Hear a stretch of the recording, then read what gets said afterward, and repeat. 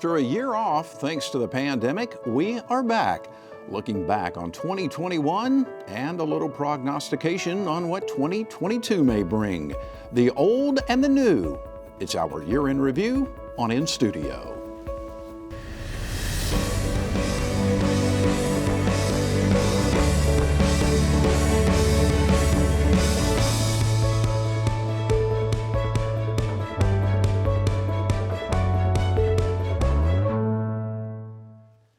The last time we gathered to do this program was December of 2019. There was energy and optimism as the new decade dawned. But just a few short months into 2020, the world was upended as COVID-19 slammed the brakes on life as we knew it.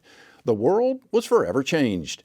In 2021, with the advent of COVID vaccines, some level of normalcy returned, but not without drastic change and controversy.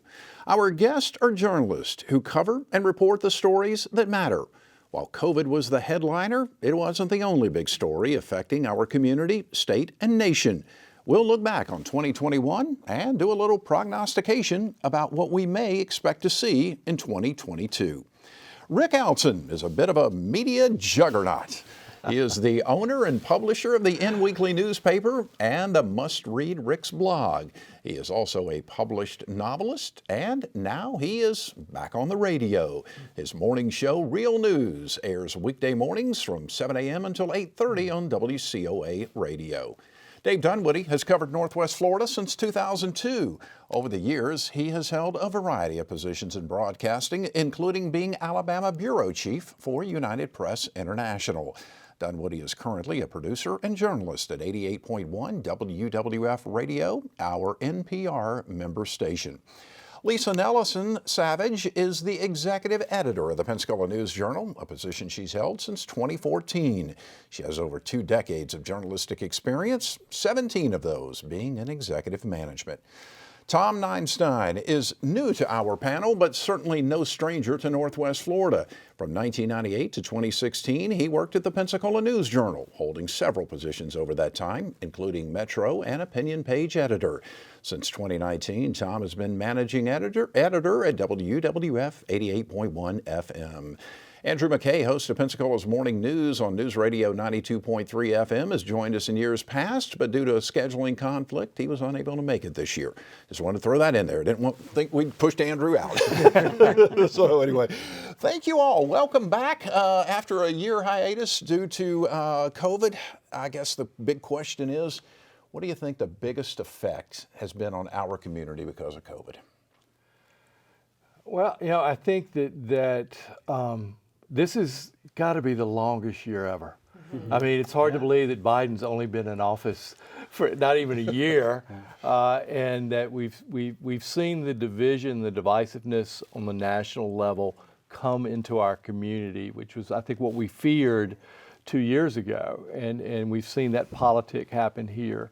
I think so it's been a draining year, even though if you look as a whole, we've got a lot of positives. Mm-hmm. I mean, our economy's red hot.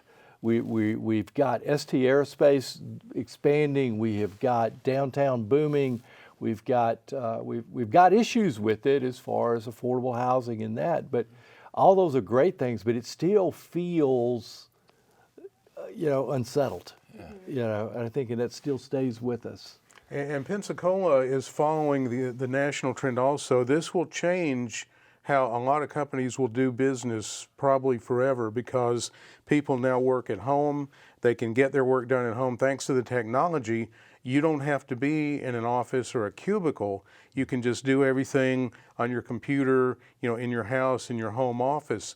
And that is probably, my guess is going to affect businesses, not so much with not a lot of people being there, but in overhead. You don't have to pay for the office space that you had to before. Right. You don't have to pay for, the creature comforts for employees and like that. You just, put them in their home. homes, and then they contribute that way. I agree with that, and I think it's also going to allow more people to move into markets our size. It no longer says I've got to be in a major market. Well, we've seen that. We've seen that happen. I mean, Florida West took a big move on that. Work here. If you want to work anywhere, why not work with the beach here? Exactly. And I think we've seen anecdotally, I've heard a lot of stories of people that have moved into the area that worked with Google or in San Francisco or New York that because the taxes are less in the place. But we're seeing some of that. It's not measured yet, but I think we are. Yeah. It will be interesting, maybe over the next couple of years or so, to get the numbers on that. You'll have a big enough sample to get an idea of how it's affected the community. Well, look at the traffic too. It's affecting it. Tom, you were going to add in. I saw you were ready. Yeah, I don't think we need to mention the schools and the impact that it has taken on not only the schools themselves, but the participation at school board meetings. Right. I mean, parents are now questioning everything that the school district does, whether it's mask, whether it's the curriculum. I mean, parents who would never have gone to a school board meeting are now getting involved. Sometimes that's a good thing. Right. Yeah. I mean, I think it's important that parents are involved in the decisions that are happening. I think some of our school board meetings, not just locally but state, nationally, they have gotten just kind of off the rails. And we praise these teachers so much in the beginning, much like we praise nurses, and now it's almost that reverse where we're starting to really kind of beat up on them.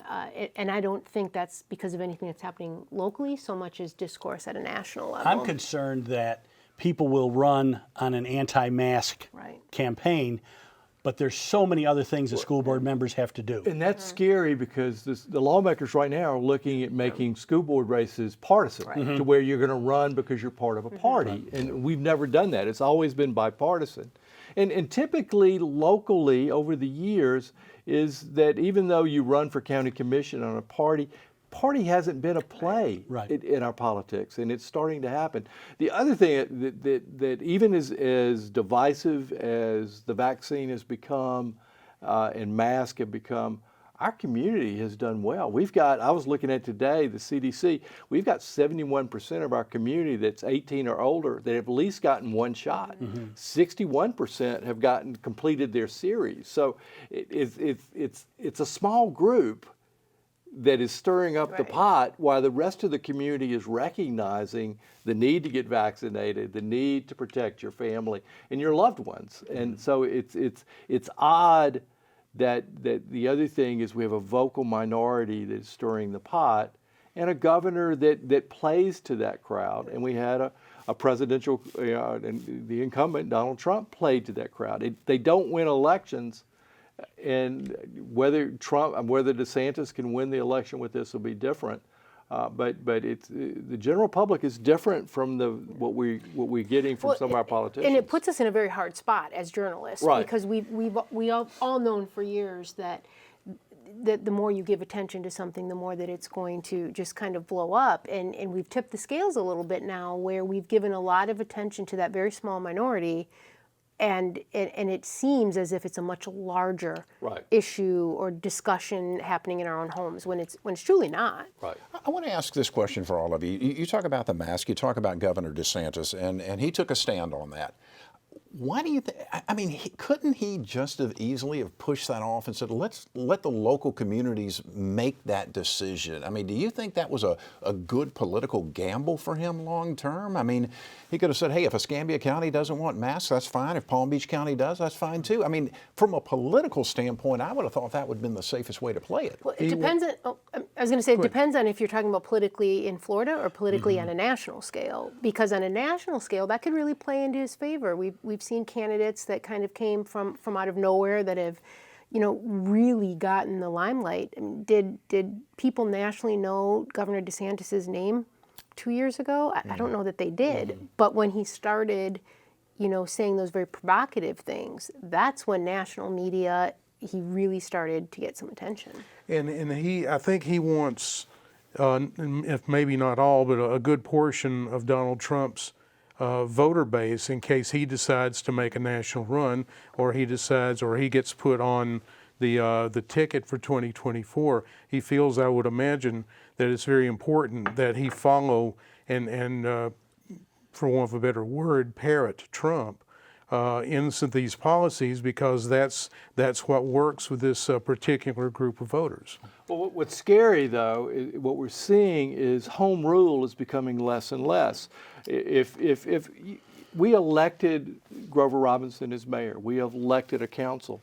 If they believe that for our community we should have masks, or if a school board believes that to protect their students, or they're having a spike that's different than other counties in the state, they're not allowed to do that. In fact, it's criminal now, for them to even do. And so we're taking more and more power away from the people that we have personally elected over a governor that we can't, depends on other parts of the state determine. So we're losing more and more home rule every legislative session, and it's politics of the moment, because it's going to flip. It's not going to be Republican forever. So what happens when we get a governor elected that doesn't do, it could flip the entirely different way, and we're taking away home rule, and that really, really bothers me. Well, and it's fascinating, particularly considering it's a party that built itself on being less government. Government shouldn't be involved. Home rule was always a Republican thing. Mm-hmm. Right. Well, yeah, and now they're getting into business. Hospitals can't require masks or vaccinations. No, we're going to tell you what your business can do. It's an odd view. I guess it's a libertarian view that's being approached as being under the Republican mask. But it's scary to me that mayors and cities and council members and commissioners and school boards aren't allowed to determine what's best for their community. Because if we don't like them, we can put them out of office. But the governor is is making it to where he's given all the power.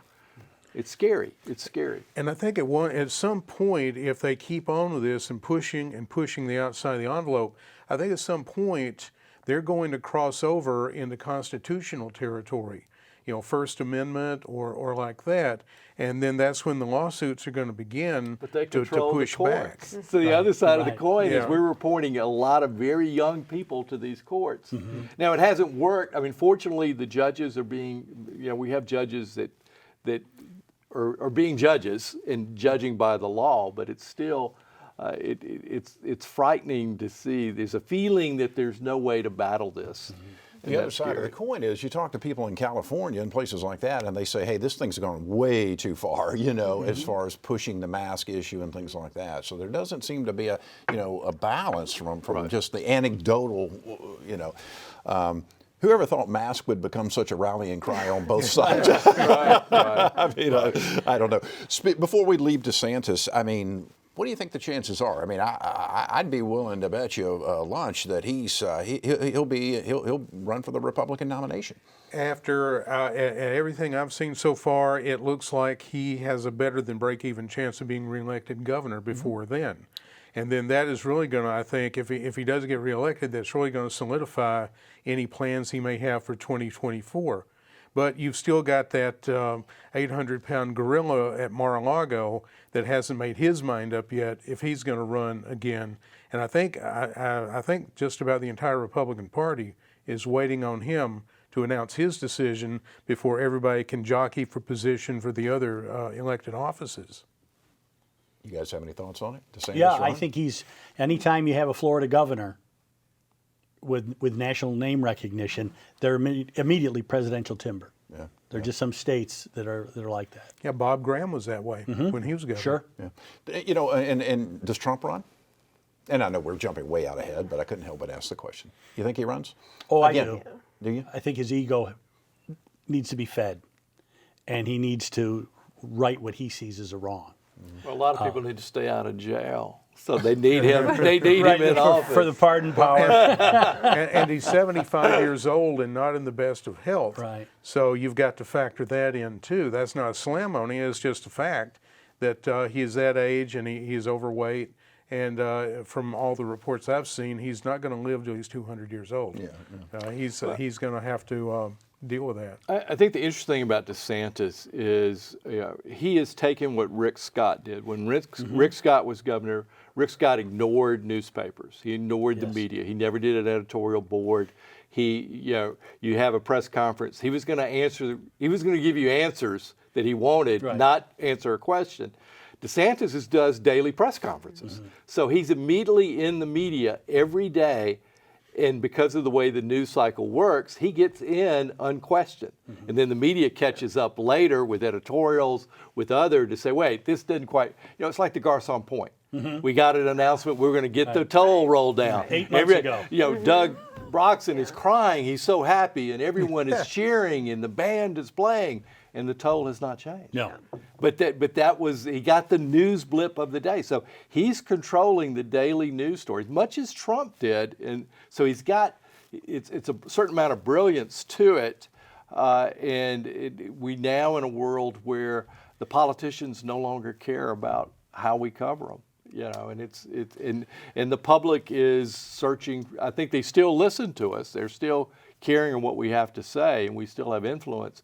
But he is on that same Rick Scott path. And now Rick Scott's lost because he doesn't have the governor's seat. And he's trying to be a voice on the national level, and it's just not quite working as well as it worked from that spot. But Rick Scott also doesn't have the charisma that DeSantis has either. Oh, okay. I think Rick Scott has, compared the two, Rick Scott has more charisma than DeSantis does. Yeah.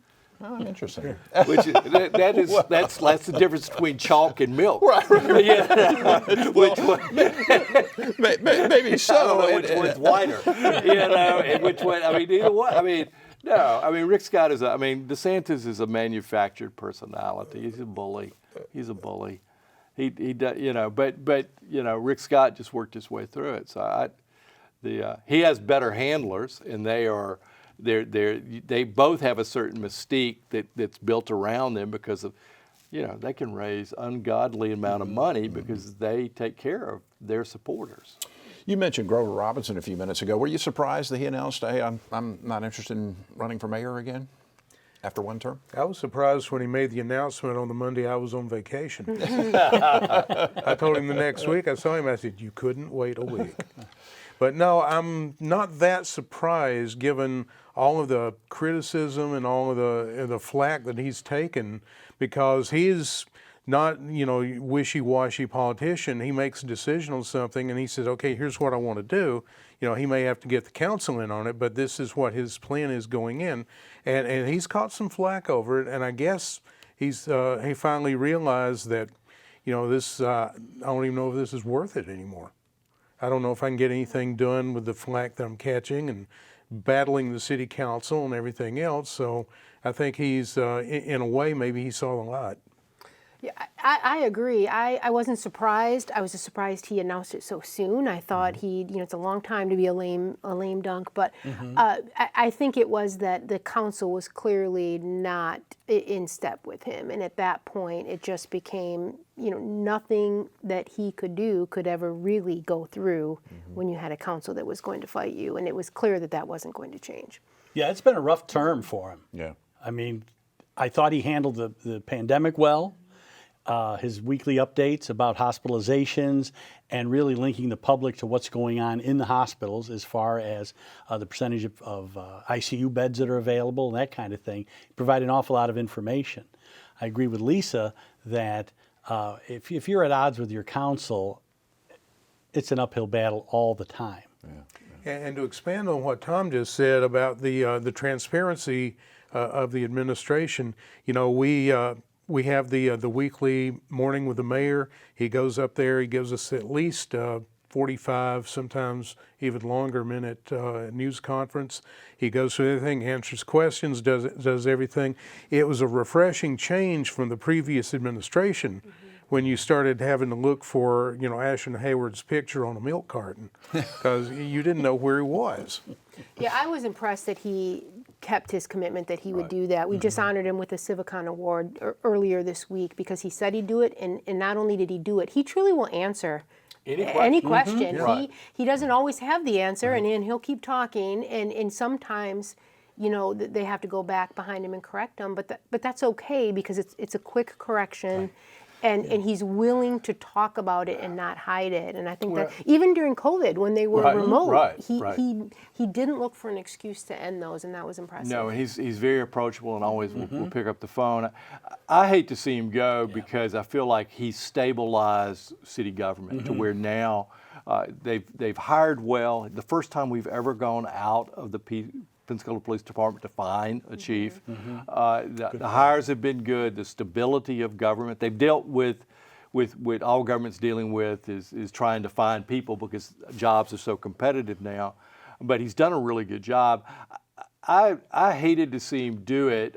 Part of me wasn't surprised because part of the problem was Grover, as a county commissioner, he really didn't. You negotiate in public, so you know, here you've got to really work with the council members and develop a give and take type of operation. And he never quite set that up properly to where he had those sort of relationships to where, and that he could do that. Of course, you bring in the other factors, you bring in almost an entirely new council. There's, you know, Sherry Myers is the oldest council member, the longest standing council, but the rest of them are in their first term, and a lot of them were just elected. So it makes challenges, but he didn't quite have the system in place of someone that could try to negotiate or work things out. So things have stalled.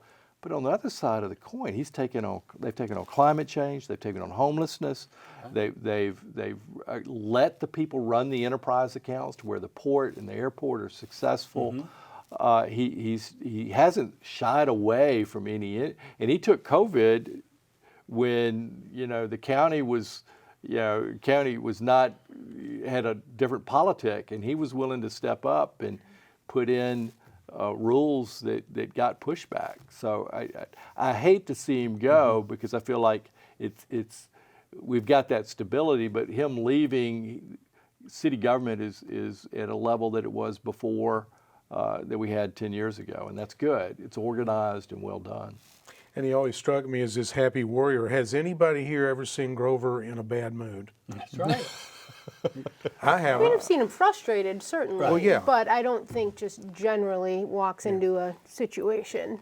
No, you know, but he's brings always that with him. upbeat. You know, he figures if something's not going right here, let's sit down, let's figure out how to do this better or how to do it right and everything. And the next mayor, it's going to be very interesting to see what policies the next mayor adopts from the Robinson administration and how many that they bring in on their own. That's going to be probably a major point to covering the mayor's race. Yeah. Speaking of that, so how does that look? I mean, the big name out there is obviously D.C. Reeves. You know, what do you think? Anybody else? Anybody else step up? You think? I think as we get maybe into the new year and people start exploring their possibilities and their chances, we may see 2 or 3 step up and at least explore the possibility. And maybe 1 or 2 get into the race. And, you know, the primary is in August, so, you know, the clock's ticking here. Yeah. So somebody's got to make a decision soon. I think it's too late. I think if you haven't already declared that you are going to, at least even if the rumors are out there, I mean, he has built up a lot of momentum. He's got support, even if they haven't come out publicly and said it. From everything, you know, I've heard and people I've spoken to, he has got pretty significant support in various sectors in the community. He certainly has raised an incredible amount of money. I believe he set a record that very first month for the first 30 days. It would be hard at this point, I think, for someone to step in cold. Yeah. Well, you know, obviously early on, David Morgan was going to run, and you know, he stepped away, I guess, due to some family issues, and then, of course, the statue situation happened. I'm going to let you talk a little bit about that, Rick, because you interviewed him shortly thereafter, right? So, well, tell the story. He told the story. I think that that was not the brightest decision that he's made. He admitted that, and he reimbursed the county for the cost of the statue. I think that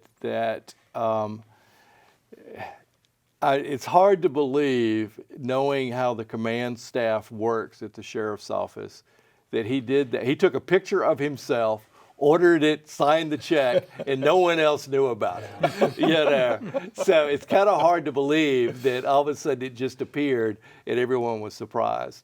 I think that you know, he was also a victim of supply chain in that it didn't come in when he was in office where he could defend it. But I think that you're looking at it doesn't make a lot of sense. It didn't make a lot of sense, particularly when you look at tight budgets and what people are doing. I think that it's to me it's unfortunate because having dealt with a lot of sheriffs over the years and the people that we've had, he was really a catalyst for change in how law enforcement was done.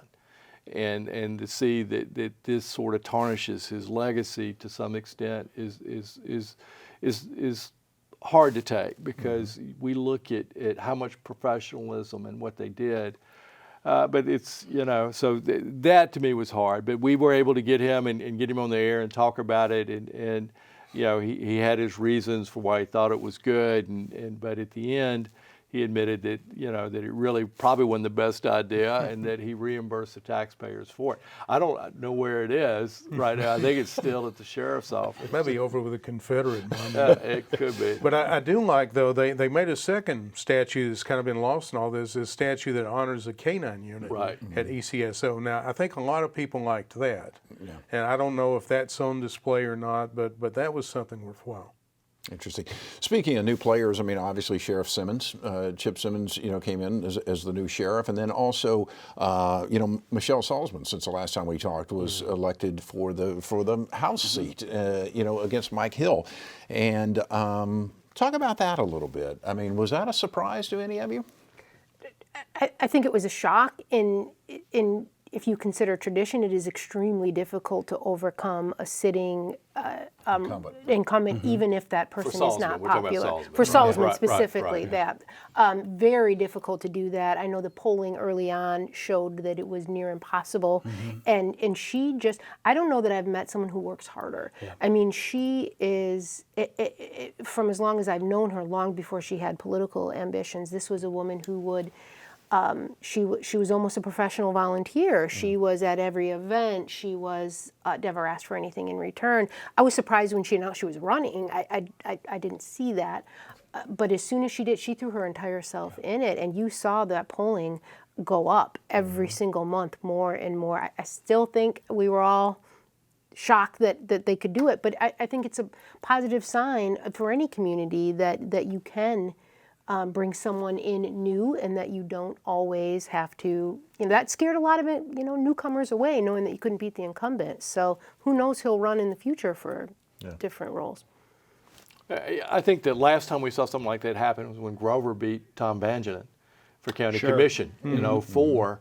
The last time, because Tom was a long time incumbent, and Mike was by far the least effective lawmaker in the legislature and was known for being that, but he played to his constituents, so that was huge. Chip was not a surprise in that Chip was, I mean, Morgan hired him and ordained that he would be the successor, and Chip is putting his own brand on that office.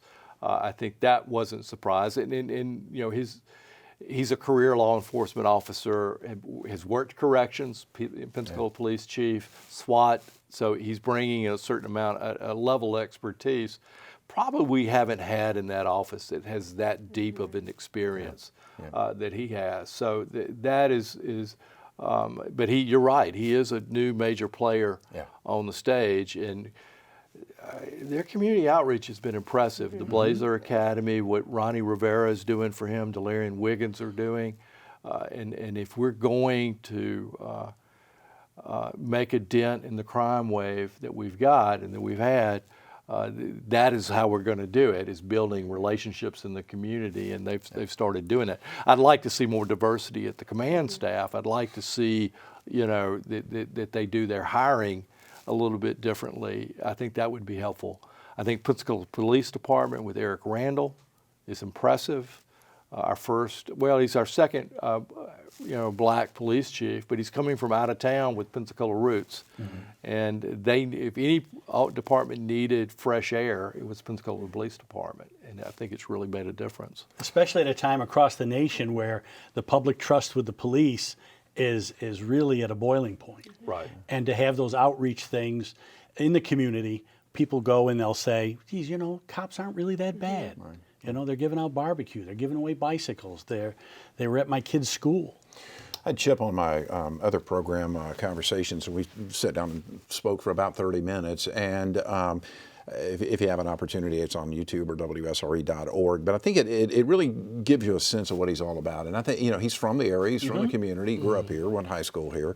I think he's genuine and cares and wants to make a difference. That's the word. Yeah. Well, and much like you were talking about Grover earlier, Chip is someone he's accessible. He answers questions. He takes the calls from the media, and he addresses topics head on, even when they're difficult. He'll say we might not agree on this, but he will talk. He doesn't shy away, and it's been a very difficult year, I think, for any head of a police, because of what is happening on a national level, but he's not afraid to talk about it.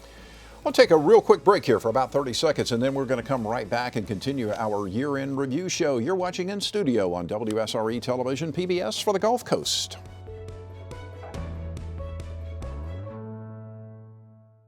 You are watching viewer-supported WSRE TV, a service of Pensacola State College.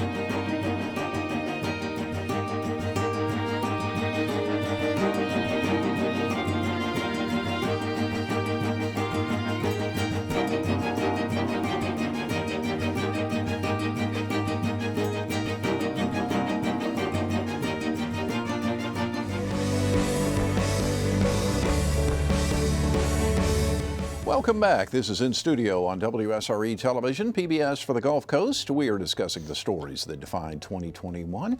Our guests are Lisa Nellesen Savage from the Pensacola News Journal, Tom Ninestine Ninestine, I should say, and Dave Dunwoody from our local NPR member station, WUWF 88.1, and Rick Outzen, the publisher of Inweekly and also morning radio host on 1370 AM WCOA. Well, we have to talk about Matt Gaetz and his ordeal. What do you make of it? I look for the congressman I look for a big story breaking maybe in the first quarter of 2022. I think they're far along enough in the investigation that by then they'll have wrapped it up and made a decision. What do you think, Rick? It's a candle that has burned bright and for a long time, and they haven't been able to nail him yet. I think that, or for anything, I think that I believe that if it was going to happen, it would have happened a lot sooner. So I am not as confident as Dave with the deal. I think there's no doubt that he dated a lot, and that he he was a bachelor in doing that. I don't know. There is a creep factor to all of it, and I think that's the unsettling part of it. I think that I think smart money will say something. If there's that much smoke, there's going to be fire. But it just, to me, this has drug on so long. I'm just wondering why is it taking this long to do it? Tom? Yeah, that's a good point. I just wondered when the sentencing for his friend Mr. Greenberg was delayed, that perhaps they were going to try to squeeze him to get some more juice before his sentencing. Mm-hmm. Lisa? I agree, and they keep delaying it because they say that they're getting more information. I think it's inevitable. It'll be interesting. Well, at what point do you think the Republican Party says, okay, let's just say nothing happens. Let's just say nothing happens from a legal standpoint. Does the Republican Party in Northwest Florida say we want him to continue to be our guy? I mean, I think they will. I mean, certainly, but you saw the redistricting that's been proposed, and his district is changing. He's losing, most of Walton County. It's moving into more likely to be Democratic voters. Certainly not in a normal year enough to overcome any type of gap. But there has been polling that says Rebecca Jones was in his current district within, I believe I saw 8 points, which is a lot, a lot of gap. But you remove him from Walton County, and you start, changing that a little bit. The fact that the GOP allowed those boundary changes, I think, says a lot for his poll with his peers. And if he does get reelected and the Democrats keep control of the House, he may go to the sidelines with Marjorie Taylor Greene and get stripped of his committee assignments. I'm not saying it's going to happen. I'm saying it's a possibility, if those building blocks fall into place. So there will be some, one way or the other, there will be some Matt Gate news in 22. Well, Matt has been absent from the district. Absolutely. And even that has been the kiss of death for politicians for years, is when you're spending all your time on a national basis, the voters want to see you. I mean, we need a strong congressman defending our bases here. Because we need that. We've got a 7th grade class at Creative Learning that's been trying to interview him just for their class, and he won't respond to them. We have got, he hasn't had a press conference or town hall meeting where we can ask questions. So he has avoided, he's avoided us and avoided the constituents that the questions about whatever these cases are and all the news stories, people want answers, and they want to hear it from him directly, not on Newsmax or Steve Bannon's blog or whatever. They want to see him here and answering questions, and he hasn't done that yet. Not in Wyoming going after Liz Cheney, not out in California making appearances for other Congress people. Yeah, you need to have your congressman It's going to come here. to a head, I think, for him politically. And he wasn't always like that, because when he first took office, I covered a couple of events, town hall. There was one at a local restaurant. A lot of people showed up. A lot of protesters showed up in the parking lot. And he got out of the car and he walked up and he started talking to them, explaining his position on certain issues and like that before he went in to meet with his supporters. So he didn't always used to shy away from people like that. He was also, I believe, out helping the Free Britney campaign. Yes, Britney he Spears. embraced that, right. A little joke. He's taken on very extreme views and very extreme cases because he's not getting the attention that he used to. I mean, he is not on Fox like he was all the time. I don't even know, is he still on Newsmax? I'm not sure that he is. I know Bannon was his big show today, but my bandwidth. But I think the other thing, and we really haven't seen him much here since Hurricane Sally. Now, he did step up. He did help us get water and ice, and he worked, but since then, and particularly, of course, this all happened and broke in March and April of last year, or this year, golly, it seems like last year. But, we haven't seen him here. He hasn't done a press conference. He did one interview with Channel 3 that was pretty tightly controlled. But he hasn't, a free-for-all, which is, what I like. I want to have a press conference where we all get to ask questions. And you're right, Dave. He used to relish that, but he's run away from people here. Remember before the scandal type stuff broke, there was a rumor or speculation that he was going to step away from Congress to be a television personality. Remember that? he announced it the day before the news He was broke. teasing it. Right. It was He's a got pretty an strong exit rumor. strategy. I mean, we actually reported on it. Right. As this was going on, and then of course, you can't talk about Gates without the future Netflix show Project Homecoming, where the guys out of Niceville and Fort Walton Beach were going to extort his father for $20 million. I think that's, We may see him someday on Life After Lockup. So all that being said, scandal aside, criminal charges or no criminal charges or anything, regardless of all that, do you think maybe he's just had enough of it and maybe doesn't run again, regardless? It appears that way. I mean, do you think he's just like, I'm done, I'm going to go do something else? to where Matt Gates? Yeah. I don't think so. You think he'll run? He loves what's happening No, right now with I mean, Marjorie Greene. He's got power and position. There was thought at one time he might run for Attorney General or even for Commissioner of Agriculture because Freed is going for governor. I think he's stuck. He's stuck. Congress is the only national stage he can get on, and none of the news networks seem to be offering him an opportunity to go there. They might. I mean, Sean Spicer has a show, so I guess anybody could have a show. But it's hard to tell about that part. I don't see him leaving Congress. I don't see him not running. Well, do you think that he will get a strong challenge from a legitimate, strong Republican contender? We haven't seen that yet, so I don't know. Yeah, I don't think so. And who would it be? It's very rare. It's very, very rare. I mean, he has, the other thing that he has is because of what he does nationally, he does have fairly decent, the ability to raise money. Right. So if someone were to go against him, it'd have to be someone that has local dollars that would be willing to go in it, or is their own personal money. I think Rebecca Jones is a stronger candidate than the Republicans have tried to make her. They've tried to portray her as a nut and sideline her. And if you listen to her and her, she's a smart woman. She's not from this area, and she's moved to the area. That'll be some of a handicap, but she is a sharp person. So Gates will probably never debate her, because then that, you run away from any kind of controversy, which seems to be what he's doing. But Rebecca's a strong candidate. But can a Democrat run in this district?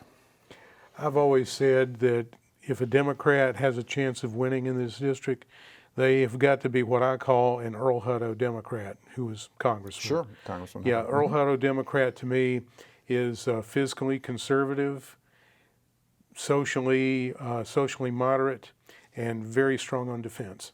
And that's what Earl did. Yeah. And he passed away, since the last time we met. And he was had a chance to interview him over the years, a wonderful gentleman.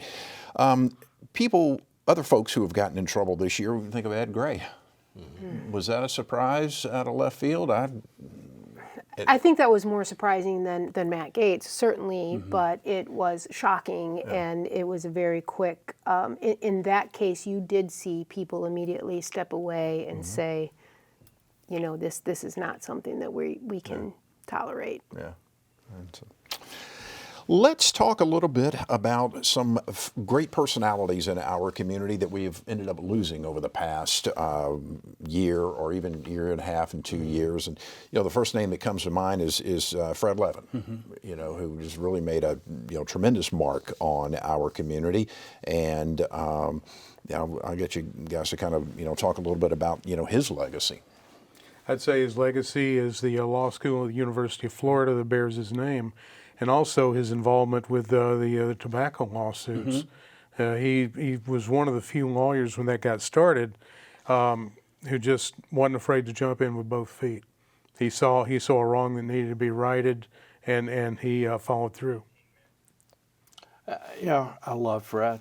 I mean, Fred and I fought and argued, and it's the sad thing. It was COVID that got him. Brain cancer, all the things he went through, and that in the end it is a fluke situation where he got exposed, and he was such a bigger than life person, but everybody, he was a son of Pensacola.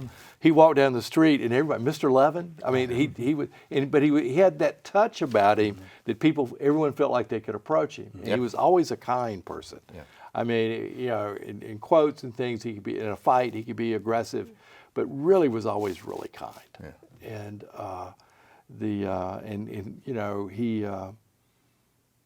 and I know that it's hard not to have a Fred Levin, because how many times have we covered a story, or someone said, well, as soon as something bad happens, well, I'm calling Fred Levin. I mean, Fred Levin's my attorney. I'm calling Fred Levin. So, I mean, his name was used on everything. That was the deal. Because he ran the ads where he would return the phone call. And he did. He did. He absolutely did. He got a piece of every case they got if he answered the phone.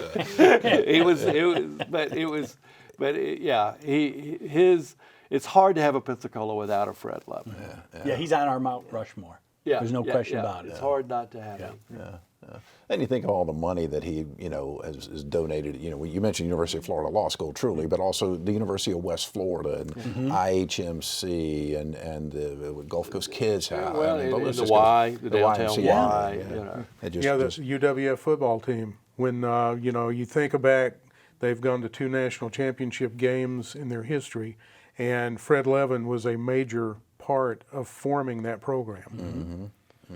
And so that's his also a good part of his legacy. Yeah, well, he will definitely be missed in the community and in the legal world for sure. Leo Thomas, one of his law partners, also Leo passed. Thomas, a former, narc, criminal defense guy, rough guy, New Yorker. We lost him, and he was another one of those great storytellers that he would be at the cigar factory smoking cigars and or just he could tell you real soprano stories. I mean, it was just a fascinating person too. Yeah. And then just here in the past few days, Mike Bass, who was city councilman and county commissioner. Oh, without a doubt. I mean, Mike. In the '80s and '90s, his family they owned the Pepsi dealerships. Pepsi franchises across the area distributorship. Owned University Mall. Was a council member. I did a story over it. That's why I know how the Santa Rosa Island Authority chaired that board. He was the county commissioner. Unfortunately, he got caught up in the WD stuff, which in the end, he was really aside. He got charged with a lot of the same things. All the charges got dismissed other than 2 sunshine violations, which he pleaded no contest to and helped the state with their prosecution of WD. So he got caught in that, but innovative, smart. He was a poet. He was and to have him battle Parkinson's and to lose him was another one. Doug Halford is another one out of that era. Of the '90s that set the foundation that Quint and others were able to build on. But they've kind of been out of the limelight for a while, but they were big. Yeah, absolutely. I didn't know Mike as well as I knew Doug, but Doug was just a gentleman, just a nice guy and always willing to help folks. And then John Appleyard. Obviously, Right. John, that broke your heart, when Mr. Appleyard passed away. He was Pensacola's biggest cheerleader. He loved this community more than anyone I have ever seen love a community, and he told our story everywhere he went. Anytime he had the microphone, he was going to champion us and our history, and he didn't want that lost. Just losing him was a genuine loss. I'll never forget an interview I did with him several years ago, and I called him. It was going to be a phone interview. I called him at his home, and he answered very nice. He says, "Can you do me a favor?" I said, "Sure. What is it?" He goes, "Can you call me back in about an hour?" Yeah, I can do that, but can I ask why? He said, "The Cubs are on." Right. Big Cubs fan. John was a dyed-in-the-wool Chicago Cubs fan. Right. That's great. Because I think he grew up near or in Chicago, and He would take the train into town to watch them. Yeah. Well, you're a big Bears fan, right? A big Bears fan. He didn't love them nearly as much as he loved the Cubs, but he still loved the Bears. That's great. And then Don Parker. Mr. Comedy. Don is. I've kind of taken his role over at COA, and Don was deputy. Public information officer, author. He wrote books that were he self-published that were extremely popular about his strange stories that happened to him as a deputy. I started when he passed. I went back and went through y'all's archives and he was the MC for everything. Yeah. He was he worked on his comedy constantly and he loved radio and was there to his last breath. Still doing the radio show, and you look at his span. He was a playwright. He was an actor. He was a comedian, an author. To lose him, and then you look at in the black community. We lost Pastor Yates, who was an unbelievable spiritual leader for the community. Dr. Percy Goodman. who was, and his granddaughter too, who was just in her 20s, passed away from COVID. Marilyn Wesley, who helped really kick off the Brownsville Community Center and help staff it and get it going. It's just, and I think that's the other piece, and I know I'm taking off just a little bit, is that the thing we haven't done as a community is really recognize the lives we've lost for COVID. Yeah, good point. We've dehumanized that. I mean, the state quit giving us the numbers. People don't put it in obituaries because of worried about a stigma. And we have services for everything else. I'd like to see that next year. If there's some way we could all get together and figure out how to do that, because we've lost some really important people that we wouldn't have lost any other way without this. Yeah, people that really kind of help shape this community, Right. Right. Along the way. Well, as we start looking ahead, as we look to 2022, what's going to be the big story? And I know we're guessing and prognosticating, but what's the big story as you roll into 2022? Last time you asked us that, COVID happened, so We didn't predict that too I'm afraid to say anything. Yeah, and I mean, you think back about that. I mean, who would have thought? I mean, that was just something that completely came out of left field. I can't believe we're entering our third year battling this. Yeah. Right. And a lot of it is politics. Right. And it's a shame because there are a lot of people out there looking to the leadership to tell us how to get through this. But when they argue about it, when, putting a mask over your face to help save your neighbor's life becomes a bad thing, we may be looking at this for 5 years. Who knows? And it's a real shame. It will be at the forefront again, especially with the new variant on the way. We don't know what that's going to look like or how severe that's going to be just yet. But COVID, I think I'm safe to say, COVID has affected our lives pretty much permanently. Where we work, where we eat, what we do. It's always in the back of the mind that, am I going to do this? Am I going to expose myself to COVID? Or am I going to expose somebody else? And I don't know that I have it, and like that. So it's going to be on everybody's mind again. Plus, we have state elections coming up, state and local elections coming up, and I can't speak for the local yet, but just from what I've seen, covering on the statewide level, it's going to get nasty. It's going to be worse than anybody's ever seen. What makes you think that? I mean, other than the obvious, but I mean, you're covering it day to day, and what are you hearing on the ground, so to speak? Let's start with the governor's race. Ron DeSantis may feel that I've got to win re-election to have a shot at the White House 2 years down the road, and his opponents, Nikki Fried and Congressman Charlie Crist, former Republican governor, they're just going to be firing back and forth at each other, especially if the most recent poll, the recent polls show Crist still pretty close within margin of error of DeSantis. There's going to be a lot of verbal buckshot fired out there.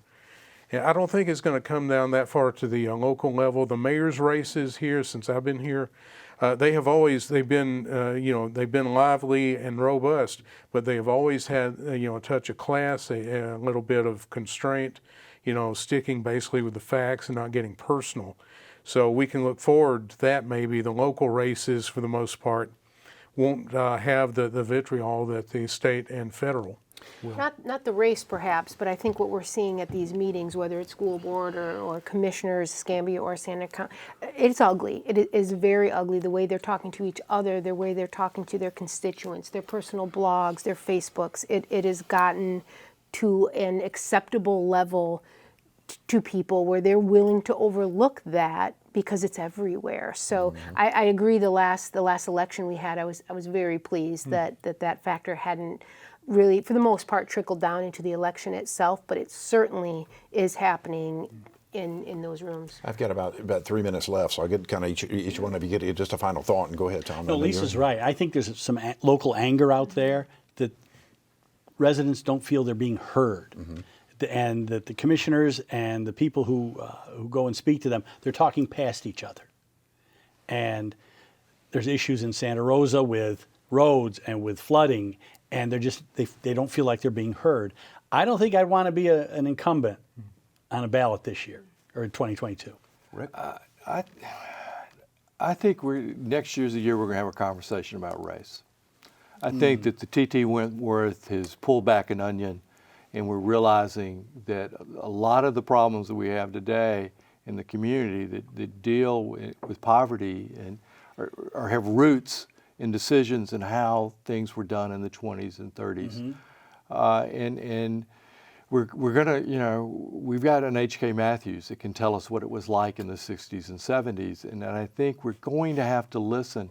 We don't need white saviors. We need to listen to the black community and hear their story because they've never felt free enough to tell it. So I think that we have an opportunity. I think the Whitworth family has opened up the door.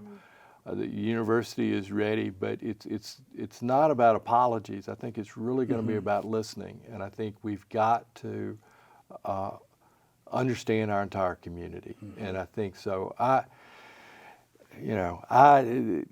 Those are the conversations, and I think we have a door to have. We have a door to make that happen. It's going to be painful. It's not going to be easy, and a whole lot of trust needs to happen. And to that point, we have to stay the course because we will have people come at us and say we shouldn't be reporting on this. These aren't the stories we should be telling. There's other sides, and that is difficult. And we have to stand up. We know it is right more than ever. The stories that we need to tell, and even if we're getting that vocal minority, we have to continue to tell those stories. Right. Well, I had a discussion today with someone that said, well, I don't believe in cancel culture. I said, that's not what I'm talking about. I said, I'm talking about listening. I'm trying, and we got into a conversation about wokeness and all this, and I'm saying statues and everything. No, wait. This is not what we're talking about. This is, but all these tropes come out into play. So it's going to be a challenge, and I think we as the media are going to have to kind of drive it. But but we're storytellers. So Ask one final question because I'm getting very close. No, we're getting very close. You do in Inweekly. You do your rising stars, and who as we go into 2022, each one of you give me a rising star in our community or even across the state. Well, I have to jump back into the world of sports, but Austin Reed, UWF quarterback, considered the best in Division II. I think maybe he's got one more year with the Argonauts, and then he probably could very well be gone in the NFL draft. Rick?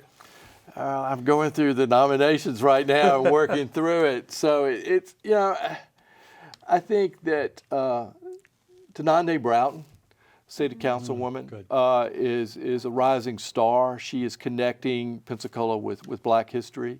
I think that she's a rising star. Lisa? I've got to go with D.C. Reeves. Even if he doesn't, come out the winner, he certainly is, really getting involved in the community. Got about 15 seconds. You stole my rising star. Too late. Colton Wright has impressed me in his first year on the Santa Rosa Commission. He replaced a longtime commissioner, and he seems to be holding his own. Wonderful. Thank you all so much. Great to see you.